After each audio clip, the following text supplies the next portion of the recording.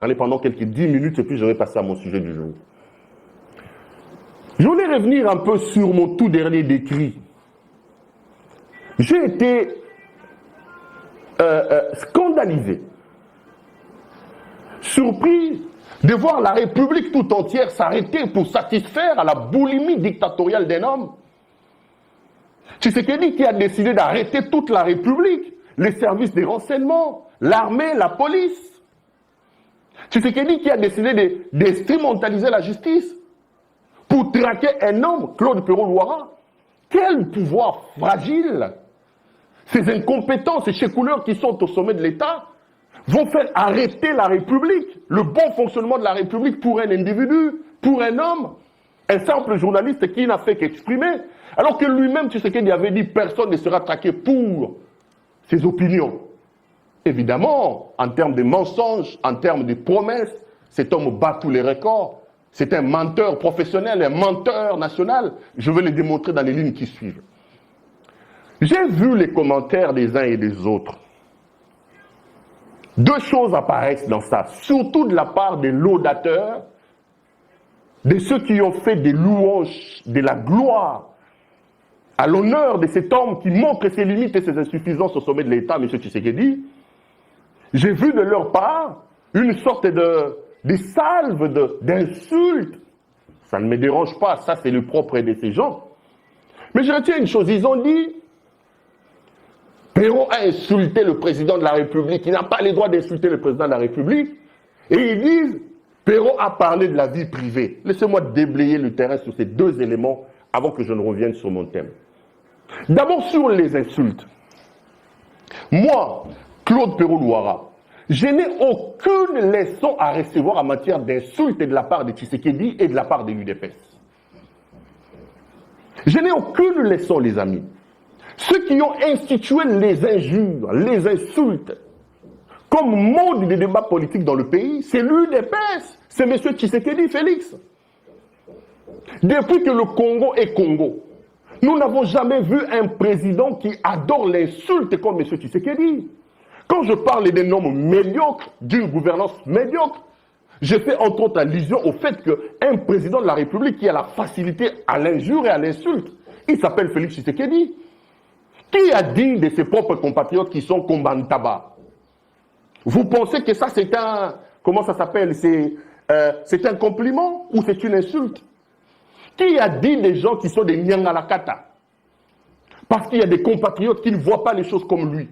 Kabila qui a géré la guerre entre Jean-Pierre Bemba et les autres ne les a jamais insultés des Nyangalakata. Lui, président de la République, il ne comprend pas qu'il porte sur ses épaules l'espoir de tout un peuple. Il se transforme en un insulteur, passez-moi les néologismes, si les mots n'existent pas, un insulteur internationalement reconnu. Qui a dit que les gens étaient des Kombantaba, des Nyangalakata, des Ndoki? C'est lui, Tshisekedi. Donc, taisez-vous, vous autres là qui parlez des insultes. Si aujourd'hui dans le pays, nous avons un champion en matière d'injures, en matière d'insultes, son nom c'est Félix Antoine Tshisekedi Tshilombo. On n'a aucune leçon à recevoir dans ces domaines-là de vous. Surtout pas vous, de l'UDPS et des proches de l'UDPS. Dans ce pays, vous avez dit qu'Olive Lembe était une pute. Madame, excusez-moi de le dire comme ça. Vous, de l'UDPS. Vous avez dit que les enfants de Kabila n'étaient pas les enfants de Kabila. Vous avez dit qu'Olive Lembe a fait des enfants avec Eric Lengue. Tu sais qu'il est là, Félix était là à l'UDPS. Vous l'avez vu, c'est calmer ou calmer les gens. Mobutu a été insulté par l'UDPS. Parce qu'on parle de la libido, j'ouvre encore une autre parenthèse. Moi, jeune dans ce pays, j'ai vu un journal proche de l'UDPS, à l'époque, titré, quand Mobutu revient de son opération des prostates à Nice, il se reposait dans sa villa de Cap-Martin, il rentre, le journal titre « Mobutu ne bande plus ». Mobutu ne bande plus. Ce journal a été un journal proche de l'UDPS, je ne vais pas citer les noms ici, et j'ai vu les cadres de l'UDPS défendre ça. Dire que non, Mobutu c'était un homme à femme, d'ailleurs il a pris une sœur et sa jumelle, maintenant qu'il a été opéré des prostates, Mobutu ne s'est plus bandé, ils en ont fait un débat politique, ces gens de l'UDPS. Là c'était bien. Dans ce pays, j'ai vu quelqu'un dire de Kabila qu'il était Niei. Il a dit de Kabila qu'il était Niei. Parce qu'aujourd'hui vous retenez libido, je vais en parler, ne vous inquiétez pas. Entre libido et Niei, qu'est-ce qui fait mal? Vous avez vu quelqu'un ici dans ce pays, communicateur, robot communicant de l'UDPS et de Tshisekedi, dire de Kabila qu'il était Niéhi, non? Kabouya, Kaboundou, les autres, on lui a reproché ça. Nous avons vu le Parlement debout se transformer en usine nationale de fabrication d'insultes. Posez la question à Janine Mabunda. Jules Mouniéré a transformé son Parlement debout en une usine d'insultes. On a insulté Mabunda dans ses parties intimes. On a insulté Mabunda dans ses parties intimes. Dans ce pays, il y a un monsieur qui s'est fait présenter comme communicateur, conseiller privé de Félix Tshisekedi, qui a pris le Tsholuba, la langue des anges, la langue de Dieu. Il a transformé le Tsholuba en une langue d'insulte. Posez la question à Tchalamouana, posez la question à Jean-Marie Kassamba, posez la question à, comment il s'appelle, à Christian Lusakweno. Posez la question à Luakabwanga, qui a été insulté récemment. Cet homme, un certain dinosaure, s'est fait présenter comme conseiller privé de M. Tshisekedi. Sa spécialité, insulte au bas de la ceinture. Vous avez vu la présidence quitter pour les désavouer. Ils sont contents parce que les insultes viennent des autres. Donc, quand on dit que Perrault a insulté, je voudrais d'abord que vous puissiez vous taire, vous, l'entourage de M. Tshisekedi. Vous de l'UDPS, taisez-vous. Les Congolais n'ont aucune leçon à recevoir en matière d'insultes de vous. C'est vous qui avez institué les insultes dans les débats politiques congolais. C'est bien quand ce sont les autres. Quand vous disiez de Kabila ici que son papa n'était pas son papa. J'ai vu Gilit, communicateur de l'IDPS, dire de Jeannette Kabila qui a Zimbanzo le roi Moua Moubali, à la Ketchouane, à Kemba Bapake le roi Moua Moubali. Ça, c'était des compliments. Parce que c'est l'UDPS, c'est Gilit, là, il fallait applaudir. Si vous manquez à parler, messieurs, taisez-vous. Les Congolais n'ont pas de raison à recevoir en matière d'insultes de messieurs Tshisekedi, de l'UDPS. Vous êtes des spécialistes en insultes. Quand vous disiez les Jeannette Kabila, Kazaba, Paquet, à Zimba, là, Tarabakech, le roi Moua Moubali, c'était bon. Quand on vous dit que vous avez une libido débordante, ça crée un problème. Je vais en parler, ne vous inquiétez pas. Quand on vous dit que vous avez il vient exprimer ses envies libidinales exagérées, vous dites que c'est des insultes. Quand vous vous disiez de Mobutu que Mobutu ne bande plus, là il fallait applaudir. Quand vous avez dit d'Olive Lembe qu'il est une pute et qu'il a fait des enfants avec Eric Ilenge, Olive Lembe, femme mariée, son mari président de la République, là c'était bien. Quand votre type ici, dinosaure, insulte même les intimités des gens, là c'est bien. Quand Guili insulte ou les autres, là c'est bien. Quand votre robot communicant dit que Kabila c'est une Niéhi, là c'est bien. Mais quand on vient vous dire que vous avez une libido débordante, ça crée un problème. Vous n'avez pas le droit et vous n'avez pas le monopole de vous sentir mal. Taisez-vous sur cette question-là. J'en viens à ce qu'on appelle l'insulte. Les amis, j'assume de A à Z tout ce que j'ai dit dans mon décrit de la dernière fois. Si c'était à répéter, je vais le répéter tout de suite là. Si c'était à refaire, je vais le refaire. Je ne regrette rien, j'assume et je suis prêt à le répéter. Si vous voulez bien m'entendre. Prenez ces décrits-là. Dites-moi l'insulte est où? J'ai vu les gens se répandre. Il a insulté. Où est-ce que j'ai dit faux? Prenez tous les extraits. Où est-ce que j'ai dit faux dans ce que j'ai dit? Où est-ce que j'ai insulté? Où est-ce que j'ai menti? Vous avez un homme qui se transforme en petit dictateur, qui confond les fonctions d'État. Vous voulez qu'on l'applaudisse parce qu'il s'appelle Félix Tshisekedi. C'est le petit Dieu, c'est le roi de tout. Tout le monde doit venir lécher ses bottes. Je ne suis pas prêt à le faire, monsieur. Je ne suis pas prêt à le faire. Je viens à ce mot, libido. Attendez. J'ai vu heureusement que les Congolais ont un goût pour la dérision.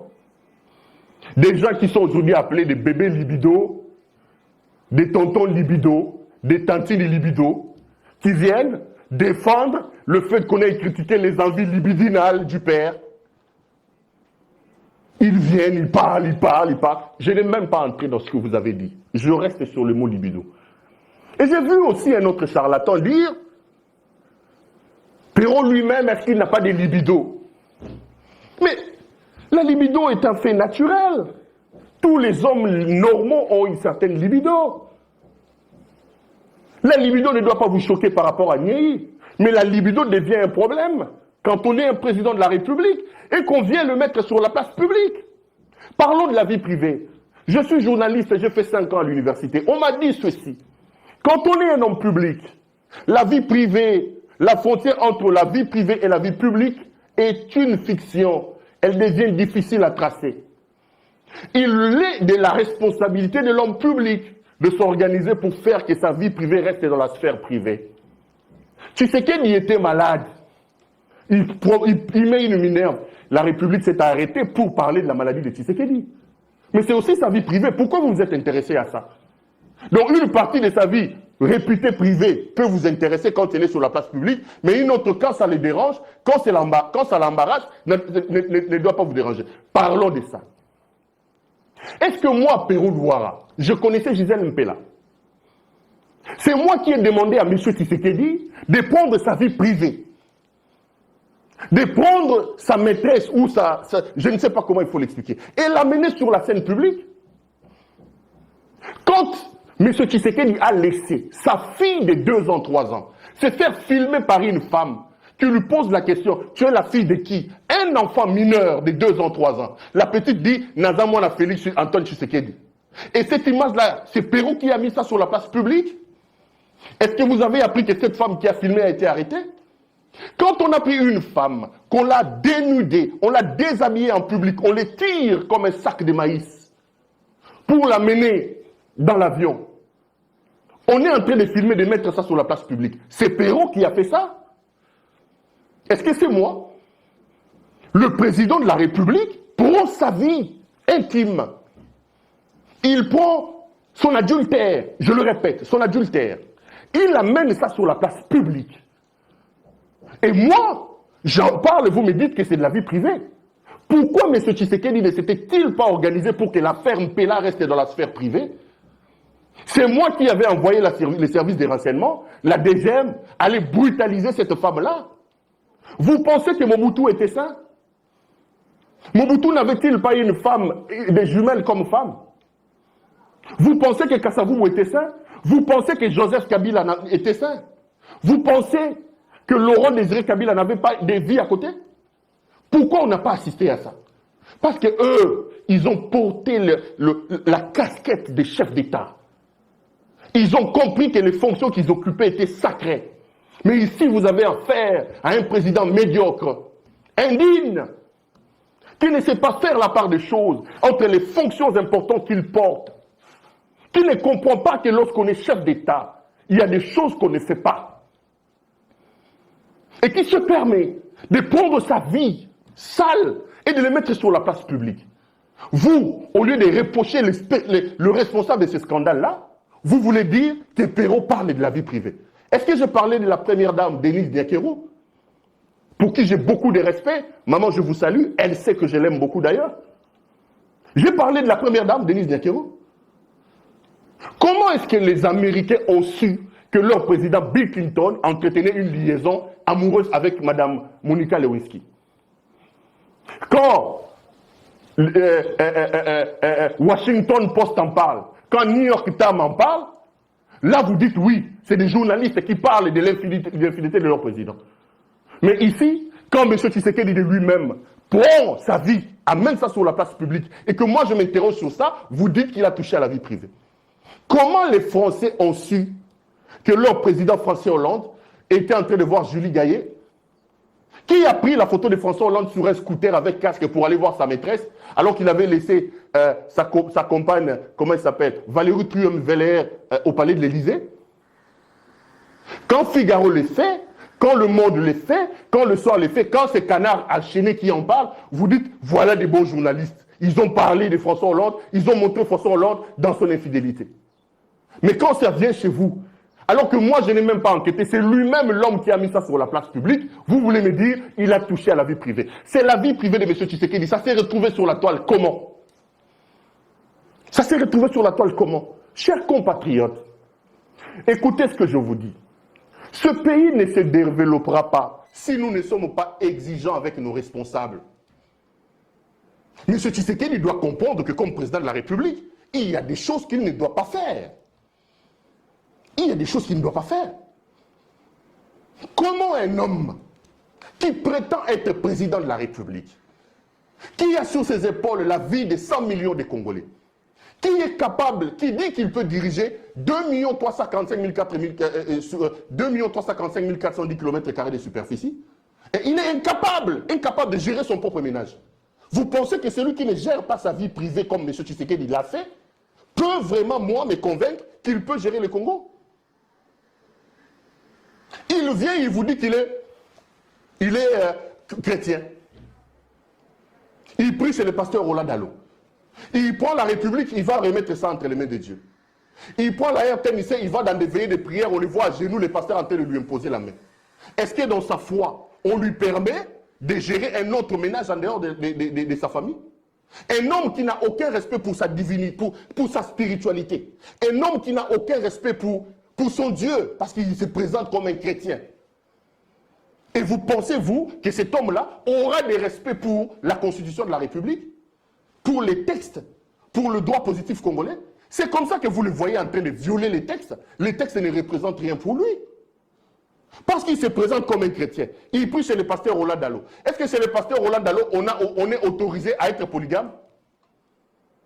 Est-ce qu'on est autorisé à être polygame? Ça, c'est la vie privée ou c'est la vie publique? Quand ce sont les Américains qui parlent de l'infidélité de monsieur, comment il s'appelle, Bill Clinton, c'est bien. Quand ce sont les Français qui parlent de l'infidélité de monsieur François Hollande sur un scooter, c'est bien. Mais quand c'est Perrault qui parle d'une situation où lui-même a pris ça et a mis ça sur la place publique, vous montez sur tous les créneaux en parlant à toucher à la vie privée et à toucher à la vie privée. Dites à M. Tshisekedi que quand on est président de la République, il y a des choses qu'on ne fait pas. Tshisekedi a sa mère vivante. Tshisekedi a ses oncles. Tshisekedi a une maison civile payée de millions de dollars pour gérer ce genre de choses-là. Malgré tout ce que la République lui a donné, il a été incapable de gérer sa vie privée. Il a amené ça sur la place publique. Et moi, je commande ça, vous me parlez de la vie privée. J'ai rigolé avec un ami, j'ai dit, mais... ah, mon pays. Non, le Congo mérite mieux. Tshisekedi est une calamité. Il faut qu'il parte, ce monsieur. C'est une parenthèse triste de l'histoire de ce pays qu'il faut vite refermer. Quand je vois ça, je conclue par là avant de parler de mon thème, parce que là, j'ai comme l'impression que, voilà, j'ai dit à un ami, ça me rappelle une sorte d'anecdote. Bofandi, Bobeta Masolo, na Bamasta, Bota la Moutoumou Boye, Aouti Kopmo a gagné Mbongibeli. Puisqu'il a gagné l'argent, il a le pouvoir. Dans la folie de l'argent qu'il a gagné, vous étiez là en train de jouer, je ne sais pas moi, la dame, son ami, Bomoni Abando Longola Bilamba, Longoli Bilamba, à Longoli Pantalon, à Traîne Moutakala. Maintenant, un de vous dit, oh, mais Perrault, t'as la. Non, quoi, tu as le Moutakala. La police vient, arrête celui qui dit Aza Moutakala.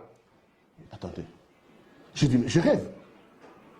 L'homme qui a fait mal, qui a fait les scandales, qui a fait atteinte aux mœurs, aux bonnes mœurs, c'est celui qui se déshabille.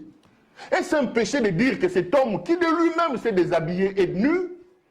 Le péché se trouve à quel niveau? Au lieu de réprimander celui qui est resté nu, pour lui dire tu n'as pas le droit de rester nu en public, on vient attaquer celui qui a dit qu'il est nu. Mais je n'ai fait que dire ce que tout le monde connaît. Je n'ai fait que dire tout ce que vous connaissez, vous, tout ce que vous dites en bas. Si M. Tshisekedi n'avait pas amené sa vie avec Mme Gisèle Mpela sur la place publique, moi je n'aurais pas foutu mon nez à l'intérieur. D'ailleurs, c'est quelqu'un que je ne connais pas.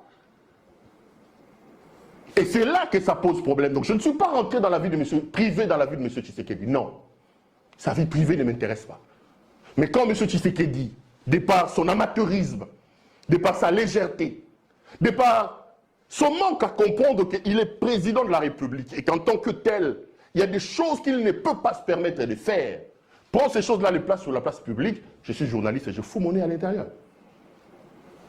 Et là, il ne faut pas me condamner, il faut condamner Tshisekedi, sa famille, il faut condamner, comment ça s'appelle, la maison civile, les conseillers, les chefs-couleurs qui n'ont pas su gérer la situation. Donc, retenez que sur mon décret de la dernière fois, je ne regrette rien. J'assume parfaitement tout ce que j'ai dit. Et si c'était à refaire, je referais, je dirais les mêmes choses sur le même ton Et je répéterai les mêmes propos. Voilà. Je referme vite la parenthèse. C'était une parenthèse assez longue quand même.